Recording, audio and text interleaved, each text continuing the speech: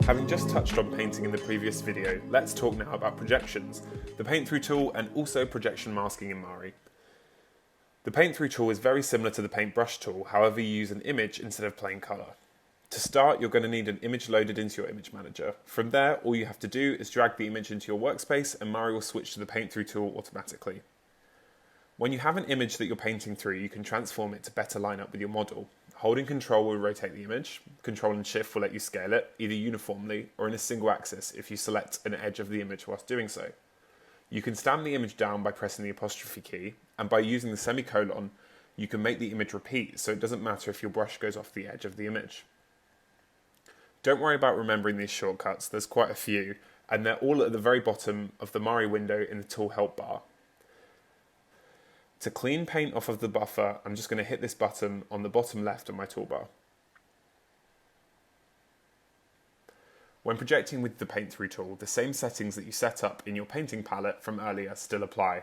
Below these settings are the masking options that Mari gives us. This is a way to add modifiers to mask out your paint strokes based on different things. I'm going to turn on Mask Preview enabled to get a better look at what they do. The one I use the most is Edge Mask. Here you have the ability to mask out parts of your mesh, either angled towards or away from the viewport camera. By changing the settings and having the Mask Preview enabled, you can see in red what will be masked out. This is really handy when projecting, so you don't accidentally project on glancing angles, giving you large amounts of texture stretching and smearing down the side of your geometry. If we look at the Mirror Projection tab we covered in the previous video, we can see there is a mask section there too. This uses the plane that we set up to mask one side of the mesh. The positive and negative options will use the axis to mask one side of the mesh, whereas dynamic will change the side of the mesh the mask is on based on the furthest side from the viewport camera. So channel masking lets you select a channel you have set up as a mask. Ambient occlusion will use a baked AO to mask out bits. Depth masking lets you set a depth from the camera to use as a mask, and backface mask masks out the back face as your model. Finally, fractal noise lets you set up a noise pattern as a mask.